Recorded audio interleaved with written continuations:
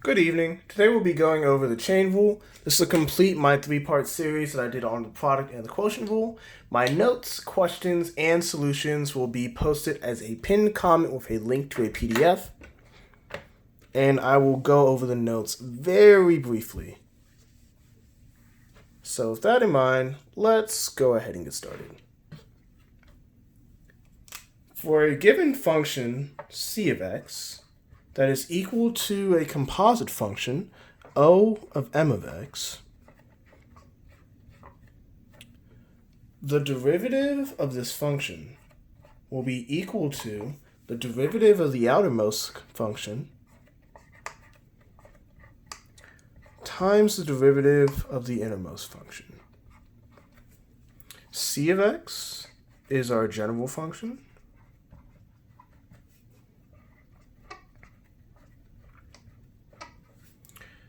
O of m of x is our outermost function, and m of x is our inner function.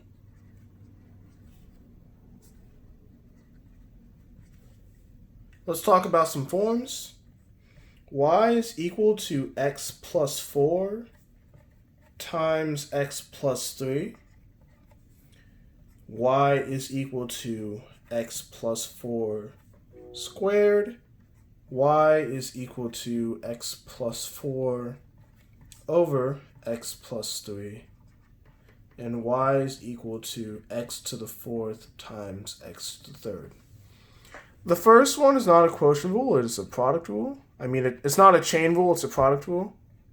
The second one is a chain rule. The third one is a quotient rule. And the fourth one is neither. It's actually a power rule because you can multiply together and then use the power rule. With that in mind, let's go ahead and get started with some practice questions.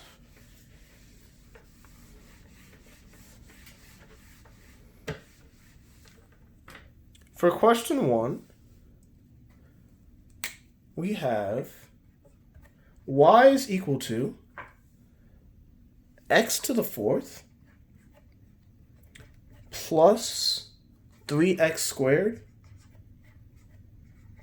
and all of that is cubed.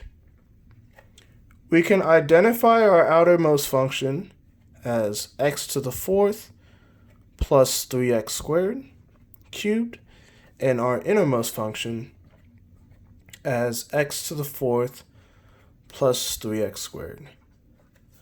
If you had y is equal to x cubed, the derivative of that is 3x squared. If you had y is equal to x to the 3rd plus 2x, the derivative of this is 3x squared plus 2. We're going to apply these principles to this question. So the derivative of y with respect to x is equal to the derivative of the outermost function, which is 3x to the 4th plus 3x squared, all of this squared, times the innermost function, the derivative of the innermost function, which is 4x cubed plus 6x. We can go ahead and distribute out 3. So we can say dy dx is equal to 12x to the 3rd plus 18x times x to the 4th plus 3x squared squared. And this is our final answer. So that's question 1.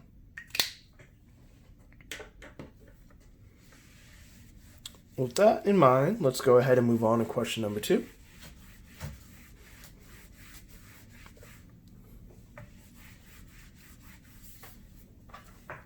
For question number 2, we have y is equal to sine of e to the x. We can identify e to the x as our innermost function, and we can identify sine of e to the x as our outermost function. This problem is similar to if you had y is equal to sine theta. we know the derivative of y is equal to cosine theta. And if we had y is equal to e to the x, the derivative of e to the x is e to the x.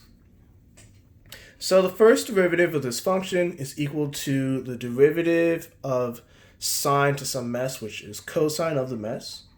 So cosine of e to the x times the derivative of that mess, or in this case, the derivative of the innermost function, just e to the x. So we can say that y prime is equal to e to the x times cosine of e to the x.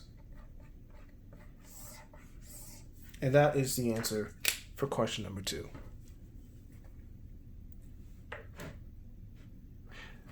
Let's go and move on to question number 3. If I'm going a little fast, you can always pause the video, but I've noticed that my phone actually cuts off after a certain time. So since this is my 3rd time recording it, I would like the entire video to be in one so I don't have to break it up into parts. So that was question 2. Let's go on to question number 3. Question number 3, y is equal to the natural log of 4x squared. We can identify our outermost function as the natural log of 4x squared and our innermost function as the natural log of 4x. If you had y is equal to the natural log of x, we would just say that the derivative of this function is 1 over x. Also, if you had y is equal to x squared, we'd say the derivative of that is equal to 2x. We're going to essentially take that concept and apply it to this question, because as far as we're concerned for chain rule, it's just some mess squared. So we don't really worry about this right now. The first derivative of this function will be equal to 2 times that mess, which is natural log of 4x to the first, times, and then we need to find the derivative of natural log of 4x. Well, we know that's 1 over 4x times 4. Because instead of it being 1 over x is 4x. So 1 over 4x times the derivative of 4x, which is 4. Those two 4's will actually go away. So we'll have y prime is equal to 2 times x to the minus 1 times the natural log of 4x.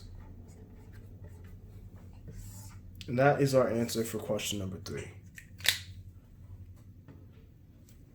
I'm going to skip question number 4 because question number 4 is a lengthy one and it is less straightforward. So I will come back to question number 4 last.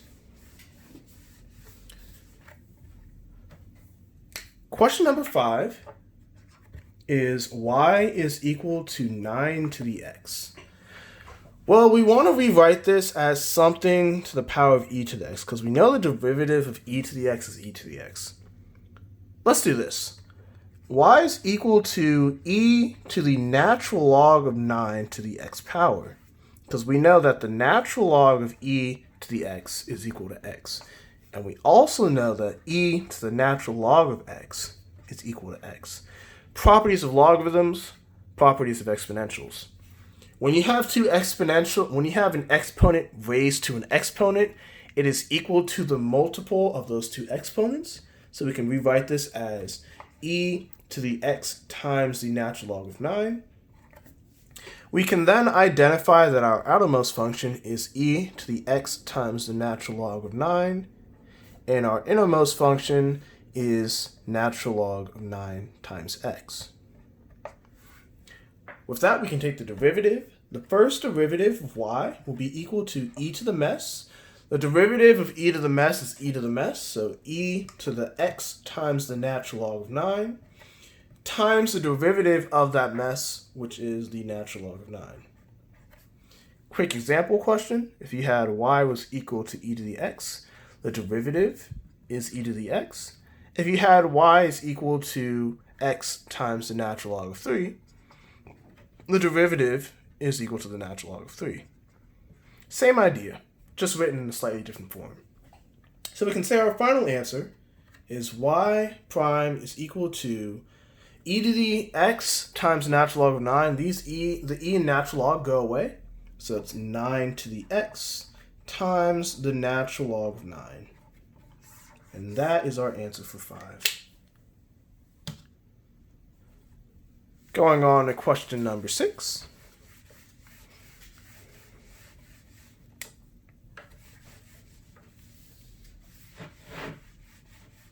There we go. So for question number 6, let's see here. So for 6, we have y is equal to 3 times e. Note, e is not a variable. E is Euler's number. Excuse me if I can't spell if I write crooked, but I will try. But this is math, not English, so this is Euler's number. And we know that Euler's number is roughly 2.7-ish something.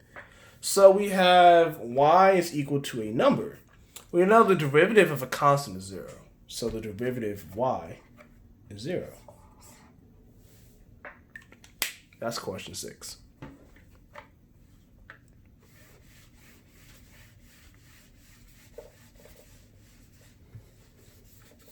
So with that in mind, let's go on to the more lengthy questions. So I'm going to take my time on these so I don't make any room for confusion.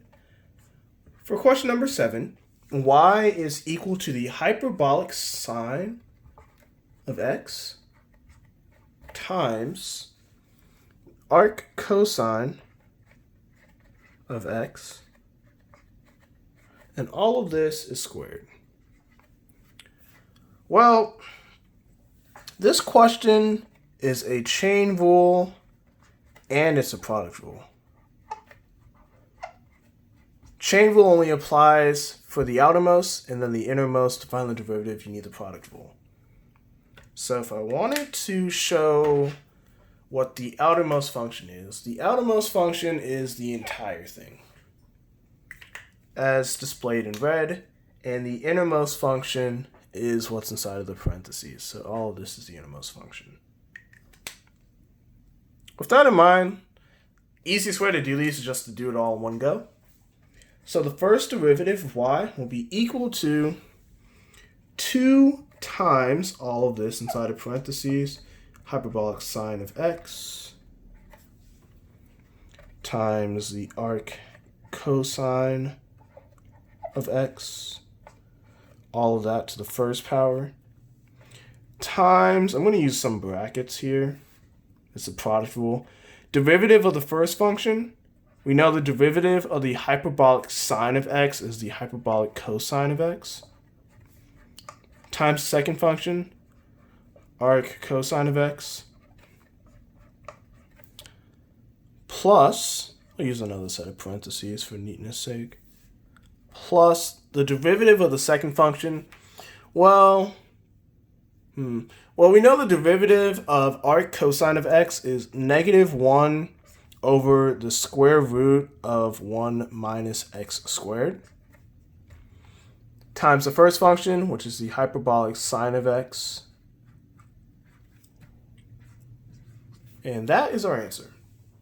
No need to bother trying to simplify it past that. You really can't do anything for it. Hopefully, I was showing you guys so you know what to do for it. But I would really hope you guys wouldn't get something like that on a test, because that's a little bit tricky. If you know the process, it's relatively straightforward. But if you don't know the derivatives, you will get stuck. Because we don't, at least for me, we didn't go over the derivatives of the hyperbolic functions and the arc functions all too much. They just kind of gave it to us and just told us to memorize it when I took it in class. So that's question number 7. Question number 8 is y is equal to the arc sine of x over the hyperbolic cosine of x. And all of this is cubed. Just like the last question, what is underlined in red is our outer function, including the cubed. And what's underlined in black is our innermost function, Just that. So with that in mind, easiest way to do it still is just take the derivative of it. Note, same thing as before, if you don't know the derivatives of these, you get stuck. So if you're on a test and you didn't know the derivatives of these, you're going to say the derivative with respect to x of whatever it is. You lose some points on it, but if you don't know the derivative, you don't know, right? So there isn't too much you can really do to guard yourself against that, unless you just want to memorize all of them. If you do enough practice problems, you'll naturally memorize it. The first derivative of y is equal to 3 times all of that in parentheses, arc sine of x over the hyperbolic cosine of x, all of this squared, times, let's use some brackets because it's a quotient rule. Derivative of the numerator function, well, the derivative of arc sine of x is 1 over the square root of 1 minus x squared times the denominator function, which is the hyperbolic cosine of x. Let's put some parentheses around that. Minus the derivative of the denominator function is hyperbolic sine of x times the numerator function, which is arc sine of x. There's really no other way to write it, so I'm just going to star this, and this is our answer. A little unfortunate, but when you get to the higher levels of math, the days are kind of over when you can just like, oh, look, I have something that has 4 or 5 terms, that's the answer. Can't really factor out anything, so it's easiest to leave it like this. Well, that's not true. You can factor out an arc sine of x, but, I mean, that doesn't help you too much. So that's our answer for question number 8.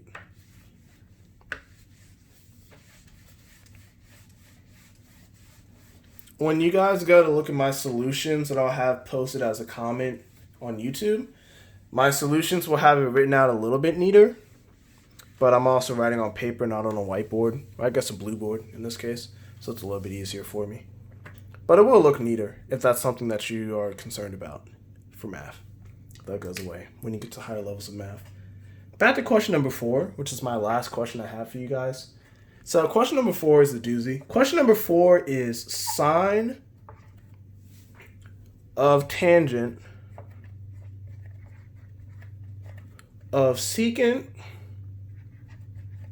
of cotangent of theta. So this is a pretty lengthy question.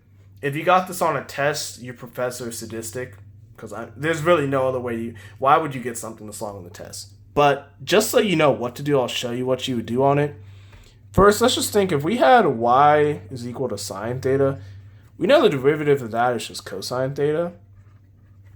If we had y is equal to cotangent of theta, we know the derivative of that is equal to negative cosecant squared theta. So if you think about it, we're really just going to use this principle and just apply it to all of these. We'll just work our way in from the parentheses. I gotta erase this to make space. The first derivative of y with respect to x will be equal to sine of some mess. Well, the derivative of sine of some mess is cosine of the mess. So cosine of tangent of secant of cotangent of theta times, now we can ignore sine, so we have tan to some mess. Well, we know tan to some mess is secant squared of the mess. Secant squared of secant of cotangent of theta. Well, we can ignore both of these. So now we have secant to some mess. Well, the derivative of secant to some mess is secant of the mess, which is secant cotangent theta, times tangent of the mess, tangent cotangent theta. Because remember, the derivative of secant theta is secant theta tangent theta. So now we can ignore these three. So now we're left with cotangent of theta. Well, we know the derivative of cotangent theta is negative cosecant squared theta. So now we can ignore all 4 of these, and then we have theta. And since theta is a variable in this instance, the derivative of theta is 1. So, this is our answer. It's a little bit long, but sometimes math really do be like that. So that's our answer for question number 4. So again, I'll have the notes and my questions and solutions all posted to YouTube. It'll be pinned in the comment section as a PDF link. But that's all I got for you guys on chain rule. I don't know what I'm going to do next. Maybe I'll go to algebra or pre-calc because I've been doing a lot of calculus stuff lately. But if you guys have any video ideas, by all means, let me know in the comments. And I hope you guys learned something, and I hope you guys have a nice day. Thanks for watching.